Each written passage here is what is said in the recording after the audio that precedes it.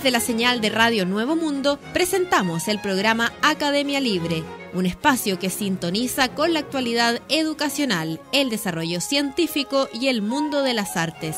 Aquí la Universidad Pública pone sus micrófonos al aire. Con ustedes, David Evia.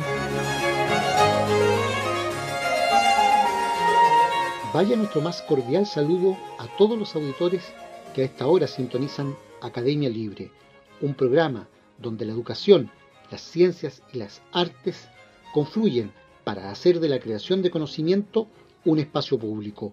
Me acompañan Cristian Castro y Laura Montoya. Conversamos sobre educación en Academia Libre. La educación inclusiva en las escuelas comunes sigue siendo una materia pendiente en gran parte de América Latina. Muchos niños con discapacidad son excluidos por el sistema educativo de forma directa o encubierta, cuando se los inscribe, pero no se les ofrece las adaptaciones y recursos que necesitan para aprender y sentirse parte de la comunidad escolar.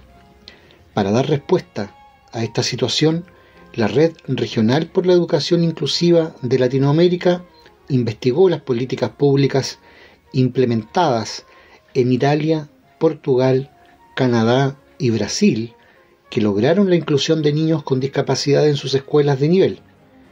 El informe pretende inspirar la transformación de los sistemas educativos de la región con la premisa de avanzar hacia una educación que valore la diversidad humana, combata la discriminación y brinde a todas las personas las herramientas académicas y sociales del más distinto tipo para alcanzar una vida plena. En Italia, la mayoría de los alumnos con necesidades educativas especiales concurren a escuelas primarias y secundarias comunes. Este modelo, considerado precursor en materia de inclusión, surgió en la década del 70 de la mano de un poderoso movimiento de los derechos humanos protagonizados por organizaciones de defensa de derechos de personas con discapacidad. Como fruto de esta transformación, se cerraron las escuelas especiales y sus maestros asumieron el rol de docentes de apoyo en las escuelas de nivel. Las instituciones educativas italianas cuentan con dos equipos, uno que define e implementa un plan anual de monitoreo del grado de inclusión de la comunidad y otro que planifica la trayectoria escolar de los estudiantes que necesitan planes educativos individuales. En lo que respecta a la formación de los docentes, todos deben alcanzar una cantidad mínima de créditos en materias vinculadas a la inclusión y la capacitación en prácticas inclusivas es obligatoria, permanente y estructural. El camino de Portugal hacia la educación inclusiva comenzó en los años 80 de la mano de una serie de cambios legislativos, entre los que se destaca la decisión de dejar de lado las categorías diagnósticas en las escuelas bajo la premisa de que cualquier estudiante puede necesitar apoyos en su aprendizaje en cualquier momento de su trayectoria escolar por diferentes razones. Más adelante, entre 2006 y 2013, el país inició un proceso de transformación de las escuelas especiales que pasaron a convertirse en centros de recursos para la inclusión. Como resultado de este recorrido, según los datos de 2018, del total de alumnos con necesidades educativas especiales, el 84,47% asiste a una escuela común. Cada escuela de Portugal cuenta con equipos que detectan barreras en el contexto escolar, establecen medidas de apoyo, trabajan en forma colaborativa con los docentes en la planificación de actividades y acompañan a los alumnos en la transición que viven al terminar la escolaridad. El sistema educativo de la ciudad de New Brunswick, en Canadá, cerró todas sus escuelas especiales en un proceso de casi 3 años que se sustentó en el fortalecimiento de las escuelas comunes a partir de la transferencia de recursos humanos y presupuestarios de unas a otras. También en este modelo juegan un rol protagónico los sistemas de apoyo basados en los docentes formados en el desarrollo de las estrategias de enseñanza, el diseño universal para el aprendizaje y el enfoque multinivel. Para el alumno que por distintas razones encuentra barreras para el aprendizaje o la participación, se diseña un plan de aprendizaje personalizado con objetivos precisos que sirven también como parámetros de evaluación. Como último punto, en esta ciudad canadiense, los maestros de clase, profesores de apoyo y directores de escuela se forman con planes de estudio diseñados desde la perspectiva de la inclusión. La convicción de las familias de niños con discapacidad de que la modalidad especial implicaba discriminación fue el principal motor de cambio del sistema educativo también en Brasil.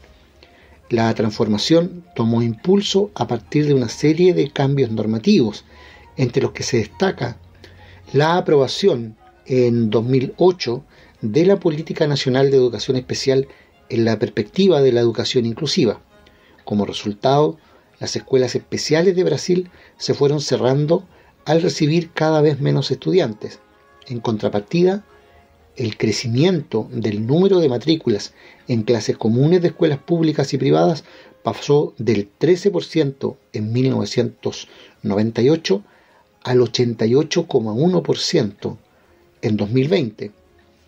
Los apoyos a la inclusión se implementan mediante la atención educativa especializada, un conjunto de dispositivos que analiza el contexto educativo, identifican sus barreras y ofrecen recursos y estrategias de accesibilidad. Otro elemento de este engranaje son los centros de formación y recursos que ofrecen asistencia técnica y pedagógica como núcleos de producción braille y centros de formación para la atención de personas sordas. La investigación muestra que estos modelos de transformación de los sistemas educativos en pos de la inclusión se sostienen en la voluntad de las autoridades públicas, la convicción de los docentes y la movilización social, pero fundamentalmente en la mirada compartida de que las personas con discapacidad pertenecen a las mismas escuelas que las demás. Sin embargo, la educación inclusiva no es nunca un punto de llegada, sino una búsqueda permanente de mejores estrategias para ofrecer a todas las personas las mismas oportunidades. La educación inclusiva en las escuelas públicas del país no segregadas es un desafío absolutamente pendiente. En Academia Libre, la música tiene historia, con Laura Montoya. En este episodio de Compositores Latinoamericanos nos acercaremos a Mario Bauzá, saxofonista, clarinetista, trompetista, arreglista y compositor cubano cuyo legado resonó en las vibraciones del jazz afrocubano. Su vida musical, marcada por la innovación y la fusión de culturas, lo posiciona como una figura destacable en la historia de la música.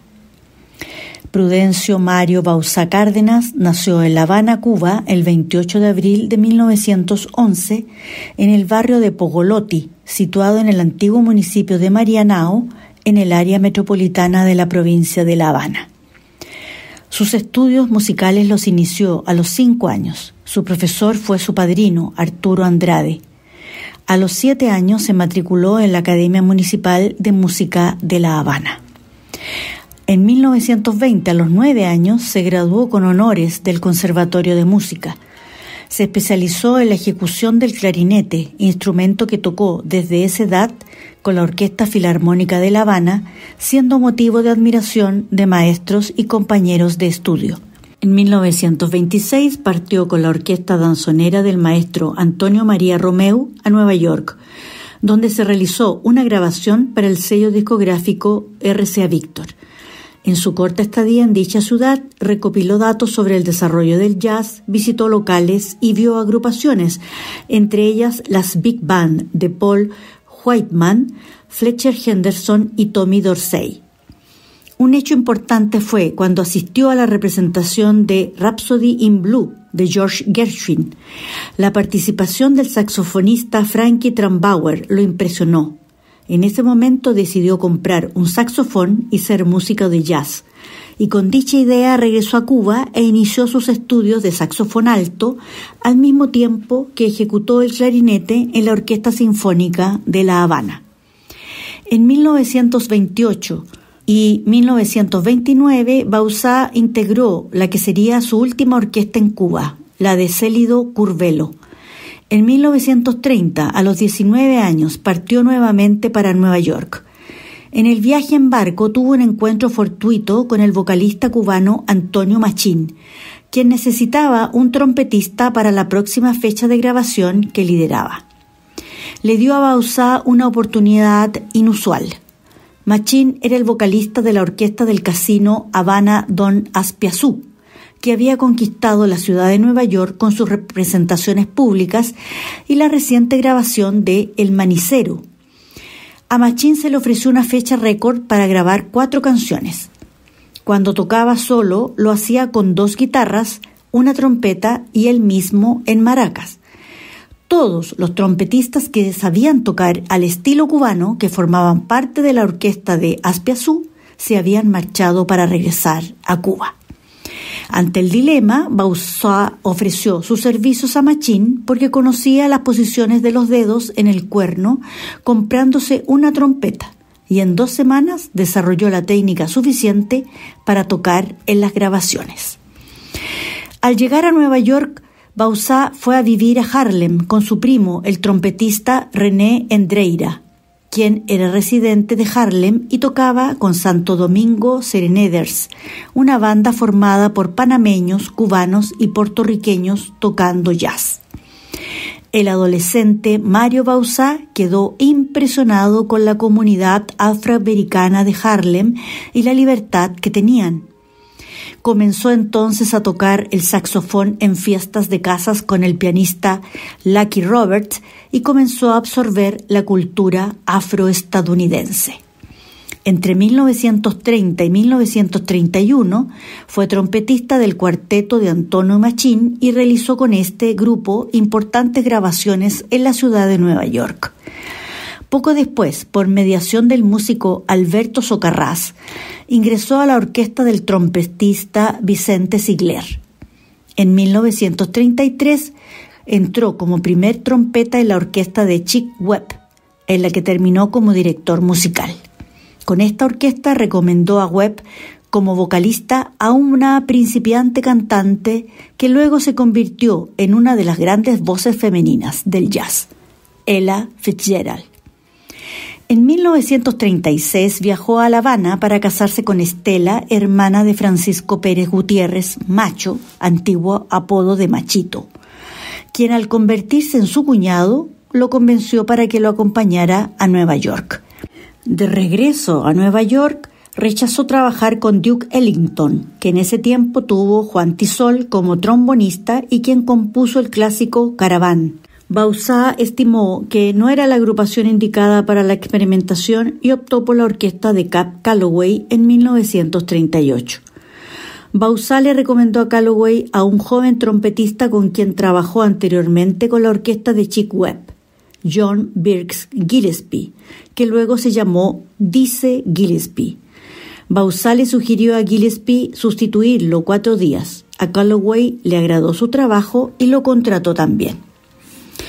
En la década de 1940, Bauzá se unió a la prestigiosa orquesta de su cuñado, Francisco Raúl Gutiérrez Grillo, como el vocalista principal, y Bauzá como director musical. Bautizaron su agrupación como Machito y sus afrocubanos. Pronto realizaron sus primeras grabaciones para el sello Decca. Consolidaron su popularidad en el ambiente musical neoyorquino. En 1941 contratan al joven timbalero Tito Puente, quien posteriormente sale de la orquesta para cumplir con el servicio militar en la Segunda Guerra Mundial. En 1944, por el mismo motivo, Machito se alejó de la banda. Bauzá convocó a Graciela Pérez como cantante. Ella era su otra cuñada, la cual dejó huella con su magnífica voz y estilo peculiar e irreverente. En 1943 ocurre un hecho trascendental en la historia de la música. Se compuso el que es considerado el primer número de Latin Jazz, Tangá, palabra bantú congoleña para energía. En una presentación con la orquesta de Machito en el local Conga Club, el domingo 28 de mayo de 1943, al terminar de tocar un tema, los músicos, al hacer una pausa, buscaron una partitura de la próxima pieza. El bajista Julio Andino y el pianista Luis Varona improvisaron unas notas musicales para entretener al público. Los míticos Ubaldo Nieto en timbales, Luis Miranda en las congas y José Mangual en el bongo siguieron el compás y se unieron a ellos la sección de metales. Al día siguiente, en el ensayo, Bauzá solicitó a Varona y a Andino repitieran las notas de la introducción de la canción El Botellero, autoría de Gilberto Valdés, que tocaron la noche anterior. Luego se unió la percusión y el resto de músicos, todos siguiendo indicaciones verbales de lo que debían interpretar. Al terminar el tema, la orquesta había logrado, bajo el arreglo de José Pin Madera, una creación con ingredientes latinos y jazzísticos, una verdadera obra maestra. Escuchemos a continuación Rumba Abierta, del álbum Tangá de Mario Bauzá con la Afro Cubans.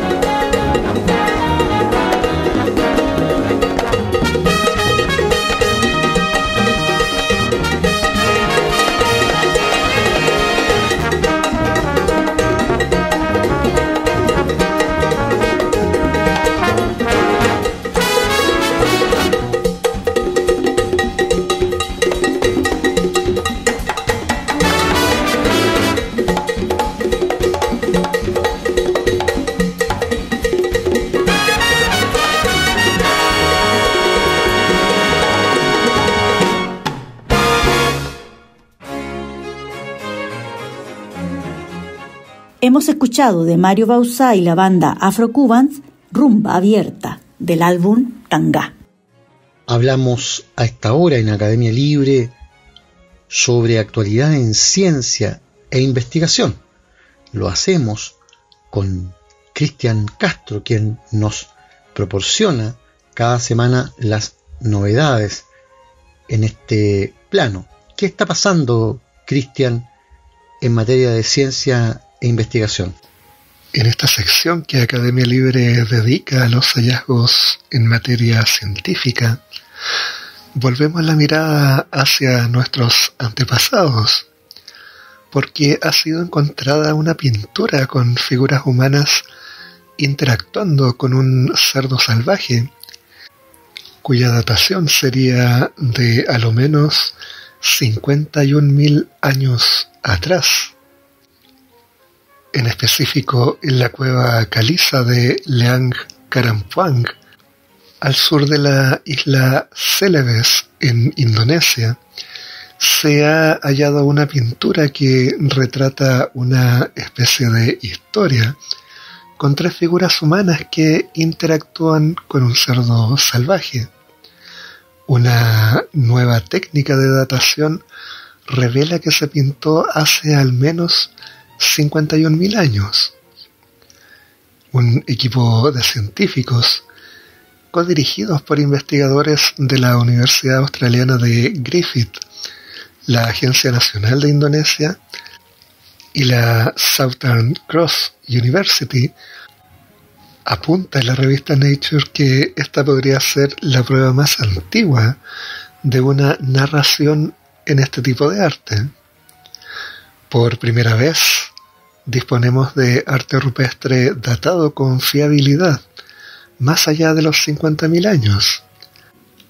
Antes de este trabajo, la prueba más antigua de la creación de imágenes en humanos son los nódulos de ocre grabados en piedra, encontrados en el yacimiento de la cueva de Blombos, en Sudáfrica, datados hace 100.000 años. No hay nada más entre medias que conozcamos en la actualidad, señala el coautor de este estudio, Maxime Aubert, investigador de la Universidad de Griffith.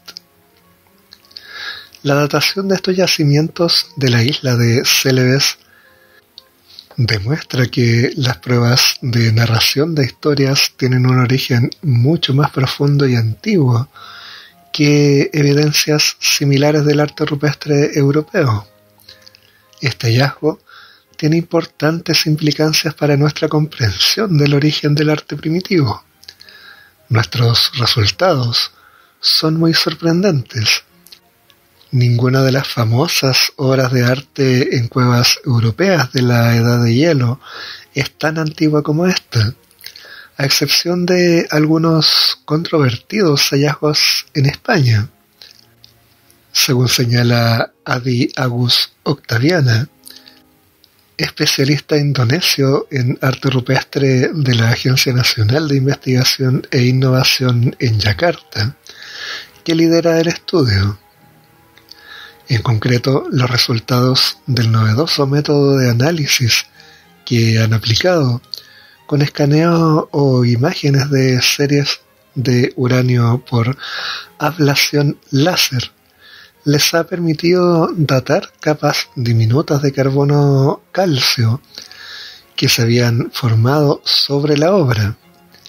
Así se ha descubierto que esta obra artística tiene una antigüedad de al menos 50.000 años, lo que la convierte en la imagen de arte rupestre narrativo más antigua conocida, con una datación fiable.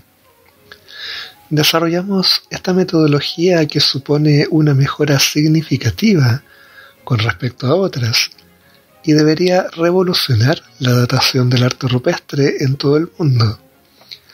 Con este nuevo enfoque, datamos la prueba más antigua de narración de historias que se conocía y que se creó hace 48.000 años, y el mismo método lo hemos aplicado al yacimiento recién descubierto. El método ya lo utilizaron en la cueva de Lang Bulu, Sipong 4, también en Indonesia, en una escena narrativa que representa figuras de triántropos, seres en parte humanos y en parte animales, cazando cerdos verrugosos y búfalos enanos.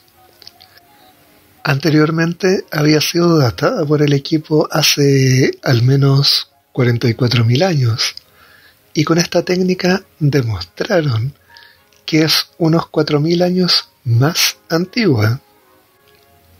Es digno de mención que el arte rupestre más antiguo que hemos encontrado hasta ahora consiste en escenas reconocibles, es decir, pinturas que representan a seres humanos y animales interactuando, de tal manera que podamos deducir que el artista pretendía comunicar algo así como una narración, apunta Adam Broom, del Centro Australiano de Investigación sobre la Evolución Humana.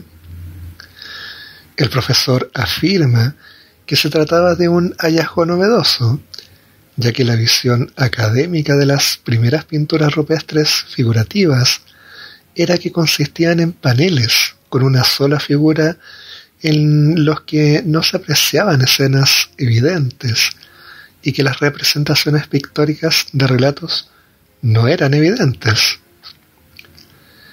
El arte rupestre más antiguo de Sulawesi no es simple, es bastante avanzado y muestra la capacidad mental de la gente de la época.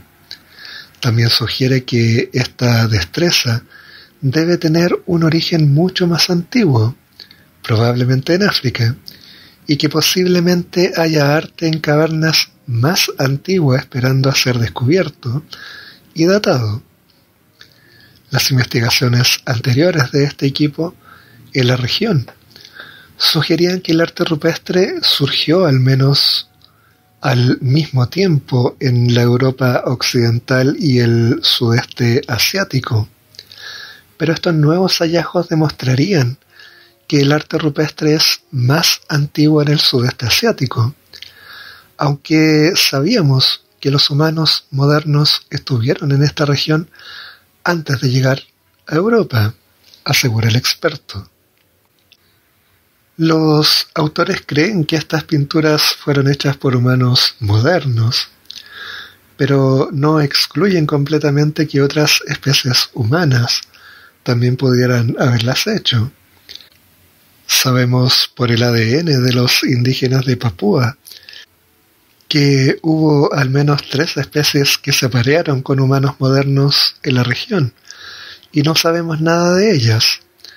El arte rupestre más antiguo que hemos datado hasta ahora ya es bastante complejo, con arte figurativo y narración de historias, por lo que puede tener un origen mucho más profundo.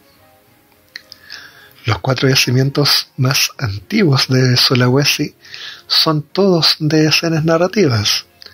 Esto demuestra que el pintor o los pintores pretenden transmitir más información sobre las pinturas que solo una imagen estática individual.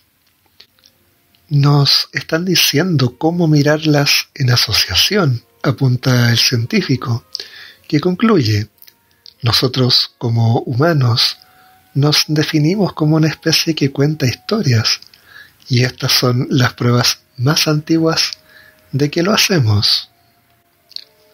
Y siguiendo la línea de investigación respecto a nuestros antepasados, un grupo de investigadores españoles han descubierto el primer caso de síndrome de Down entre los neandertales. Este individuo sobrevivió más de 6 años gracias a los cuidados y solidaridad del colectivo. El trabajo recién publicado en la revista Science Advances genera un nuevo paradigma respecto a las relaciones sociales y las características que definían a las comunidades neandertales, como el sentido de pertenencia y el altruismo. Una de las características más destacadas de los seres humanos es que nos ocupamos y cuidamos de las personas vulnerables.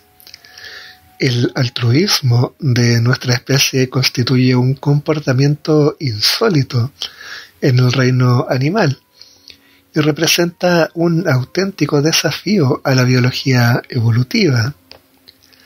Desde hace décadas se sabe que los neandertales también se ocupaban y cuidaban de sus compañeros vulnerables. Sin embargo, todos los casos conocidos de cuidados afectaban a individuos adultos, por lo que algunos científicos pensaban que no se trataba de un auténtico comportamiento altruista, sino de un mero intercambio de ayuda entre iguales. Lo que no se conocía hasta ahora era ningún caso de un individuo que hubiera recibido ayuda, aunque no pudiera devolver el favor, lo que probaría la existencia de auténtico altruismo entre los neandertales. Esto es precisamente lo que significa el descubrimiento de Tina, así la han llamado, confirma Mercedes Conde, codirectora junto con el profesor Ignacio Martínez. Estos hallazgos resuelven uno de los enigmas más polémicos de la antropología, ya que queda probado tanto la existencia de personas con síndrome de Down en las comunidades neandertales y que dichos colectivos cuidaban y protegían a estos individuos de forma altruista. Esta controversia ha quedado resuelta por el descubrimiento de este individuo neandertal con síndrome de Down, que sobrevivió por lo menos 6 años. Se trata del primer caso conocido de síndrome en una especie de homínido distinta a la nuestra, y ofrece una prueba más de que también los neandertales tenían este tipo de sentimientos de cuidado. El fósil procede del yacimiento de la Cova Negra en Valencia, que es uno de los lugares en los que primero se descubrieron fósiles humanos en España. El hallazgo lo ha realizado el equipo liderado por el catedrático emérito de Prehistoria de la Universidad de Valencia, Valentín Villaverde, que lleva excavando en este yacimiento desde la década de los años 80. Se trata de un pequeño fragmento de hueso temporal, el hueso del cráneo que alberga el oído. Nieves Mata, una de las autoras del estudio, destaca que fue apasionante detectar en el hueso temporal, que alberga el órgano de la audición y del equilibrio, unas malformaciones presentes en el nacimiento, como la displasia del canal semicircular lateral y signos de complicaciones de la otitis que pudo presentar este niño durante su infancia, como la presencia de una fístula laberíntica. Todas estas alteraciones pudieron conducir a una pérdida de audición severa y a un vértigo incapacitante en un niño con una malformación de oído interno altamente sugestiva de síndrome de Down, plantea la investigadora. El resto craneal, objeto del estudio, fue encontrado en el año 1989 en el contexto de las excavaciones efectuadas en Valencia, en un yacimiento en el que se han recuperado gran número de restos óseos neandertales, muchos de ellos de individuos infantiles.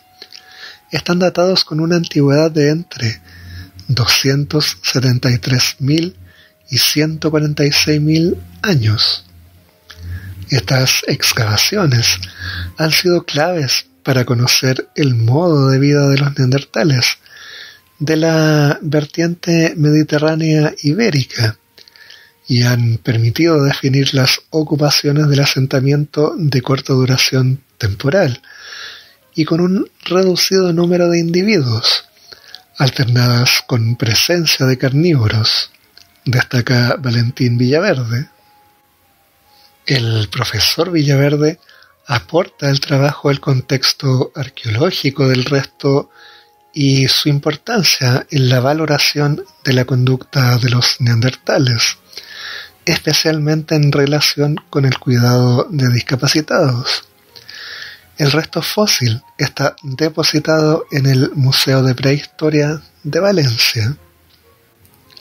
Se trata entonces de dos hallazgos que arrojan luces importantes sobre el devenir de nuestros antepasados y que, como hemos dicho en Academia Libre en otras oportunidades, nos sirve para reescribir la historia de la humanidad y comprender con mucho más precisión cuáles fueron los distintos caminos que nuestros antepasados siguieron a lo largo del tiempo y cómo se fue conformando lo que hoy en día somos. Muchas gracias, Cristian, por ese reporte que nos deja al día en ciencia e investigación. Vamos a la música con Laura Montoya. Es en el contexto de composición de Tangá que Mario Bauzá sugirió el ingreso de no músicos norteamericanos a la agrupación, como el trompetista Doc Cheatham, el trombonista Eddie Bert, el genial saxofonista Charlie Parker e incluso incorporar arreglistas de jazz para darle otra sonoridad y fusionar la música latina con el jazz. Otro aporte fundamental de Bauzá fue su recomendación de Luciano Chano Pozo a la agrupación de Dizzy Gillespie en 1946. Gillespie, que estaba conformando una nueva orquesta, necesitaba un tumbador que conociera de ritmos cubanos. Bauzá llegó con Pozo a la casa de Gillespie.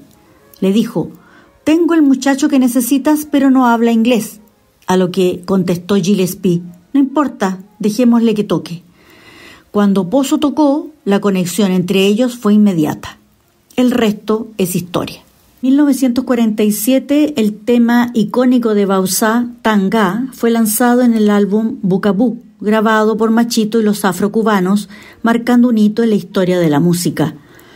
Tangá inicialmente fue una descarga en tempo de mambo, con solistas de jazz, compuesta espontáneamente por Mario Bauzá. Con el tiempo se arregló más formalmente.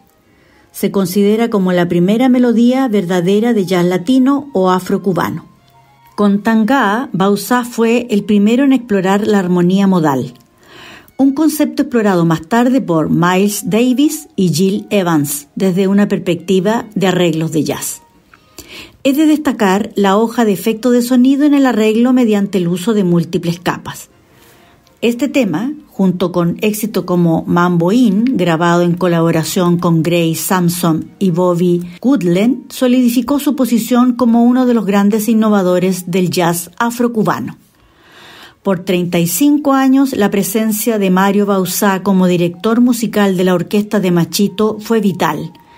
Fue el genio oculto detrás del gran éxito y trascendencia que tuvo la agrupación. Su visión y genio creativo fueron el pilar de obras maestras del jazz afrocubano, como Kenia y Afro-Cuban Jazz Suite, con Chico O'Farrill, además de los grandes éxitos en la carrera de Machito. En 1975 se separaron y Mario Bauzá formó, junto a Graciela, una nueva orquesta con la que grabaron la producción La Botánica en 1976. Trabajo que no contó con mayor suerte en ventas, ya que el mercado musical estaba en pleno apogeo del boom salsero y sus exponentes. Luego de alejarse por un año del ambiente musical, retornó gracias a la motivación de amigos que lo convencieron de realizar junto a Graciela un espectáculo en México, en el Cabaret Gran León. A su regreso, ya más motivado, realizó diversas presentaciones con su orquesta y lo solicitan en varias emisoras de radio y televisión para compartir anécdotas de su vida y trayectoria artística. En 1981, la alcaldía de Nueva York lo condecoró por su gran contribución al arte y a la cultura. En 1986 grabó para el sello Caimán Records el álbum Afro-Cuban Jazz, trabajo de alto reconocimiento por la crítica musical. El 27 de abril de 1991 celebró sus 80 años en un gran concierto en el Salón New York's Symphony Space, En esa ocasión recibió la invitación de la disquera alemana Messidor Records para grabar. Con esta disquera el maestro realizó 3 producciones: Tanga, 1991, My Time Is Now, en 1992, y 944, Columbus, 1993. También realizó una gira a Europa que incluyó Montreux, Berlín, Frankfurt, Perugia y Viena, y por todo Estados Unidos.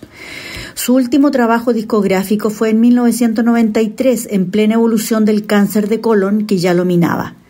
Su título hace clara referencia a la dirección donde vivió durante 50 años en Nueva York, 944, Columbus. Mario Bauzá muere el 11 de julio de 1993 a los 82 años. Tomó la dirección de su gran orquesta el reconocido cantante Rudy Calzado, quien años después grabó en su honor un tributo. Los invito a escuchar Cubanola, del jazzista cubano Mario Bauzá junto a la banda Afro-Cuban Jazz.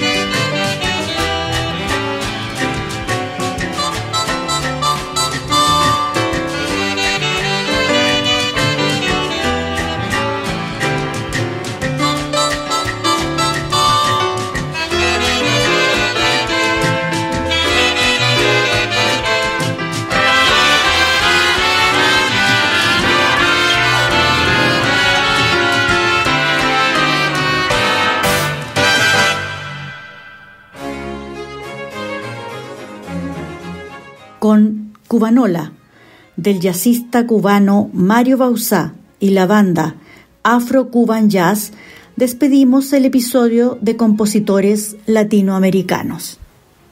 Conversamos a esta hora sobre arte y cultura en Academia Libre. La Bauhaus, el movimiento artístico alemán identificado con la vanguardia y la modernidad al que Adolf Hitler obligó al exilio o la deportación, tuvo también sus colaboradores e incluso cómplices entusiastas del nazismo. Una exposición recientemente inaugurada en Weimar, cuna de la escuela, revela los vínculos de ciertos estudiantes que optaron por seguir al Tercer Reich, mientras maestros como Joseph Albers, Bartek Gruppius, Laszlo Moholy-Nagy y Ludwig Mies van der Rohe emigraban forzosamente a Estados Unidos. El camino a seguir tras el desmantelamiento de la escuela en 1933 no fue igual para todos. Está bien documentada la vida de quienes se exiliaron, también la de quienes fueron deportados y murieron en Auschwitz. Pero durante años se supo poco de quienes colaboraron o trabajaron en el diseño de las llamadas bañeras del campo de concentración, que en realidad eran crematorios. Señaló al periódico de Cataluña la profesora Anke Blum, comisaria de la exposición Bauhaus y el nacionalsocialismo.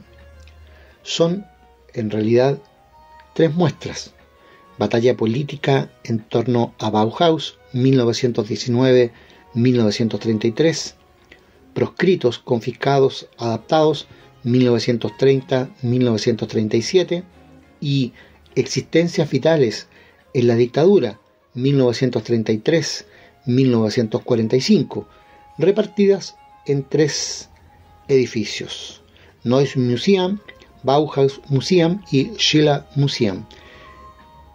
En Weimar no hay un espacio suficiente para tanto material, así que decidimos repartirlos en 3, argumenta Blum. En total reúnen 450 piezas, muchas de ellas cedidas por museos europeos y de Estados Unidos correspondientes a una escuela que revolucionó la arquitectura, el diseño y las artes plásticas. A través de la realidad virtual se recrea la legendaria exposición sobre la escuela inaugurada en el MoMA de Nueva York en 1938, pero también se reflexiona sobre aquello que se obvió hasta ahora, como es el colaboracionismo de sus alumnos con los nazis. La mejor manera de hacerse una idea de la dimensión de lo que ocurrió está en la estadística. De los 1.400 alumnos que tuvo la escuela hasta que la desmanteló el nazismo, 900 siguieron en Alemania, y de estos 188 ingresaron como militantes en el partido nazi, señala la comisaria. Algunos lo harían por supervivencia o por creer que adaptarse era el único camino para evitar la inhabilitación profesional. Nadie está obligado a ingresar en el partido, advierte Blum, quien recuerda que hubo quien, como el escultor Heinrich Basdow, había ingresado ya como militante en 1930.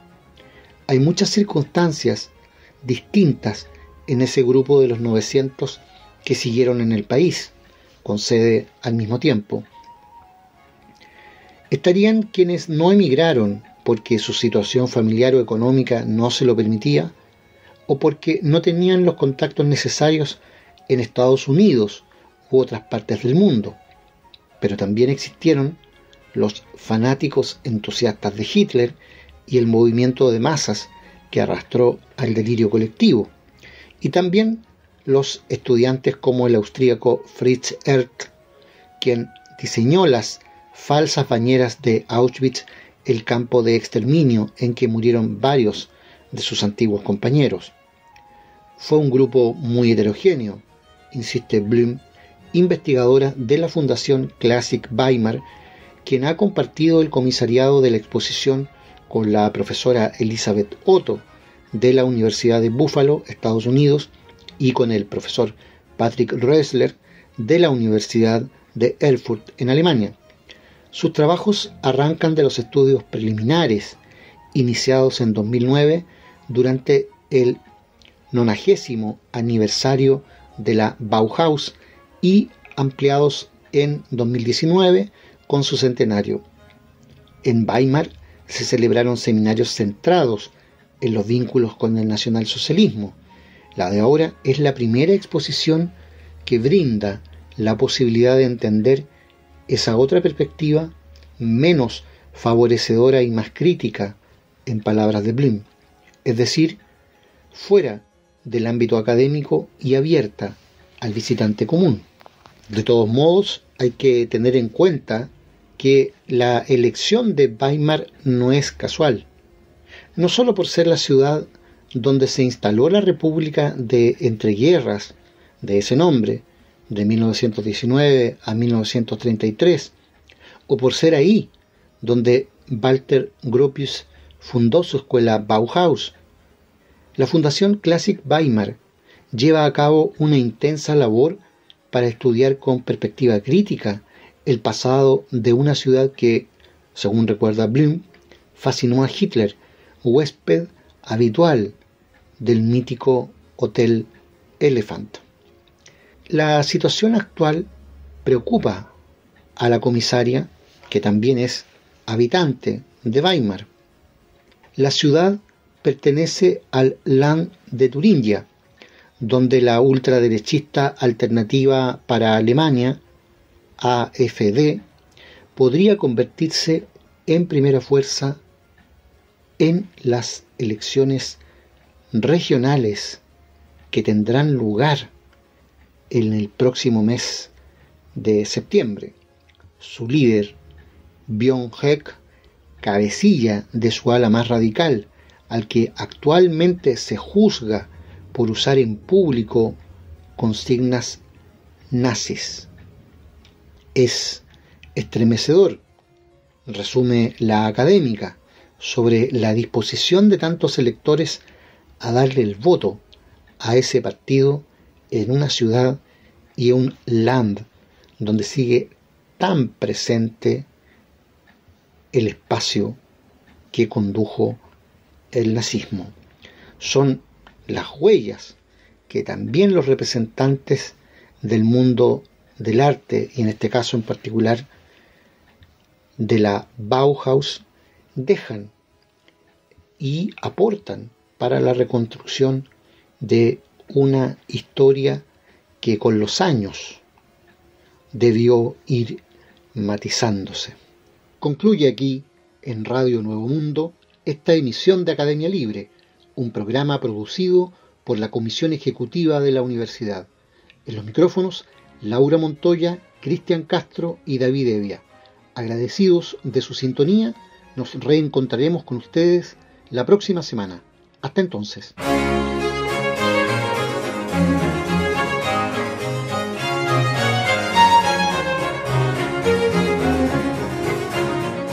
Concluye aquí este capítulo de Academia Libre, un programa que aporta miradas críticas a la construcción de la sociedad. Hasta una próxima oportunidad.